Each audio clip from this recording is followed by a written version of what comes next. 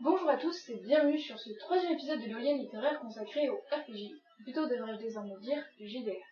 Aujourd'hui, on va traiter d'une question qui fait débat quasiment polémique, la qualité d'un poste de JDR.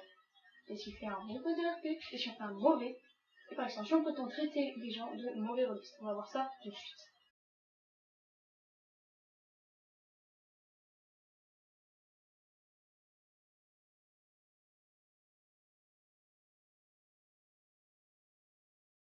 Là, c'est clairement la question polémique. Les littéraires réclameront des centaines de mots parce que c'est du JDR textuel. Donc, c'est normal de se prendre pour des écrivains.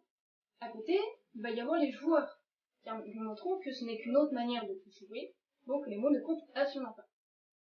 La question, à mon sens, ne peut pas être générale. Prenons par exemple deux rôlistes qui font chacun une dizaine de lignes agréables à lire, qui s'entendent parfaitement bien et font donc des RP qui leur conviennent parfaitement bien. Dans ce cas, quel intérêt aurait-il à produire de la quantité? Cependant, si on prend ce même rôliste, qui joue avec un autre, mais prolixe cette fois-ci, il est clair que le second va se sentir frustré. Soit parce qu'il aura l'impression que l'autre n'aura absolument rien à championnner du RP, soit parce qu'il considère comme une marque de respect le fait de produire autant de lignes que l'autre. Mais parlons-en de ce respect.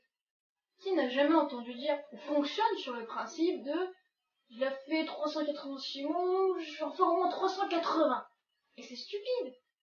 Stupide parce que celui en face vient de te prendre 1600 mots. Peut-être que j'exagère. Peut-être que c'est juste parce qu'il vient de se taper un délire d'écrire jusqu'au moindre brin d'air du paysage que vous êtes en train de traverser.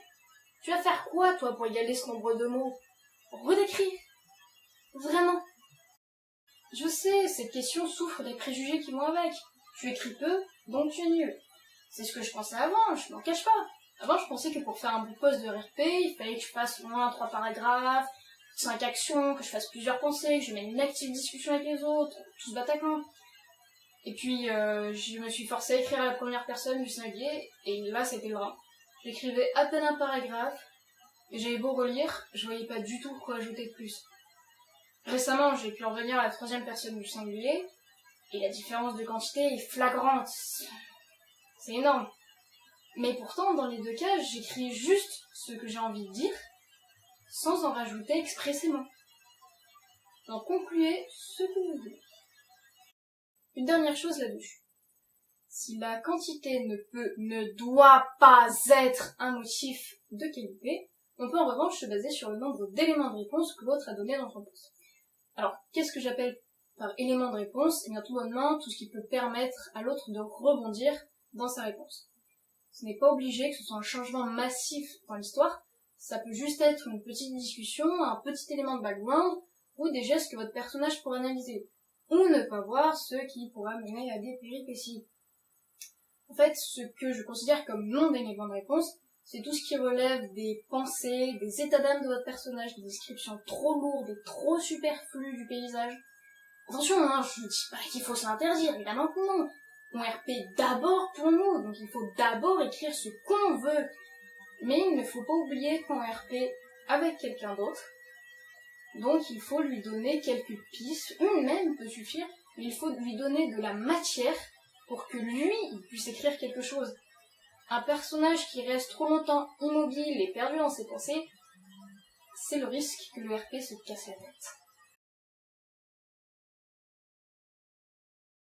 Avec tout ce que je viens de dire, c'est vrai qu'on peut s'interroger sur ce qu'il faut mettre ou ne pas mettre pour faire un bon poste de RP. Mais là encore, juste le fait de se poser la question, c'est stupide. Stupide parce qu'on est là avant tout pour s'amuser. Et quand bien même on interprète un personnage, un seul, et c'est le nôtre, il est donc rigoureusement mathématiquement logique que tout notre poste est pour centre et pour intérêt, pour focalisation et pour tout ce que vous voulez, notre personnage, celui d'à côté. Seulement, le seul truc auquel il faut faire gaffe, c'est d'organiser ce poste afin qu'il soit agréable à la lecture pour les autres. On RP pour nous, mais aussi pour les autres. Si vous avez compris ça, c'est très bien, c'est le plus important, vous pouvez passer directement à la fin de cette vidéo et vous abonner. Non, je rigole, restez ici. Et de toute façon, si on n'était pas là aussi pour les autres, on serait tous chacun chez nous écrire son petit roman dans son coin.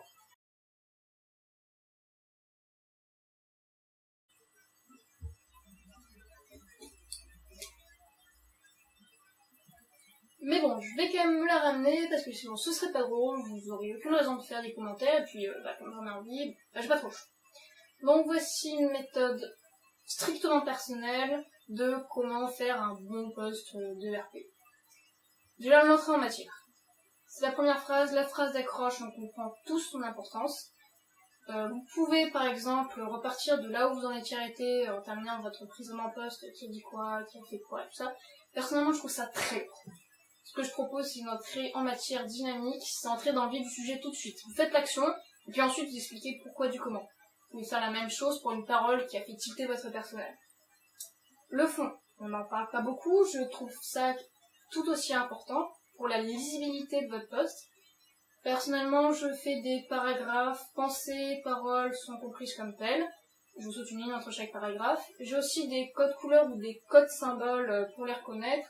Par exemple, les pensées sont entre crochets en orange, les actions sont en italique, les paroles entre guillemets et en italique si elles sont rapportées, etc., etc.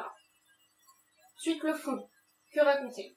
Bien, déjà, tout ce que votre personnage voit ou entend, et ce qu'il en pense, ce qu'il en déduit, ce qu'il en conclut. Et ça, tout ça, ça comprend l'environnement, les personnages rencontrés, les événements, tout ça. Ouais. Vous pouvez aussi rajouter un petit passage descriptif, pourquoi pas, un flashback concernant qui fait écho à la situation actuelle et une situation vécue auparavant. Pensez aussi à tous ces petits gestes du quotidien que nous on fait et qu'on n'aurait pas conscience, mais qui écrit donne un vrai plus, un vrai réalisme.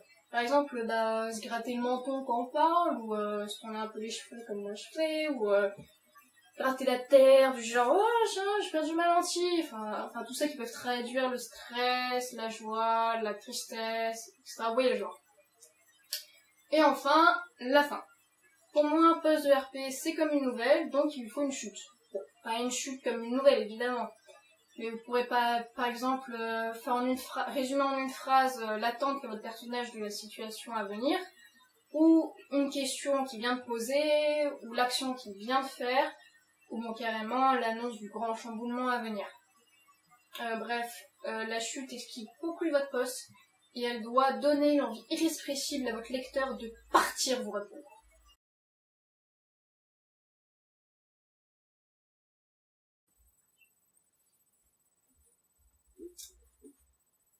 Bon, eh bien, je crois avoir fait le tour de tout ce que je pouvais dire là-dessus.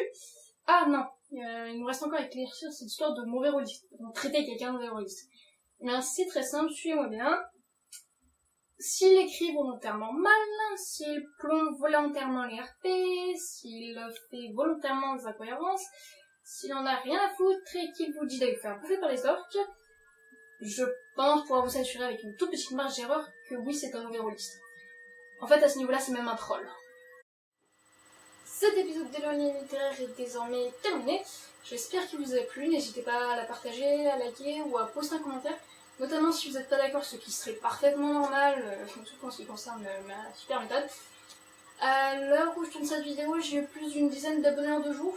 J'ai pas compris. Enfin, moi, ça me fait super plaisir, donc gros bisous à vous. Puis bon, bonne lecture, bon vent et bonne lecture, et surtout, abonnez-vous!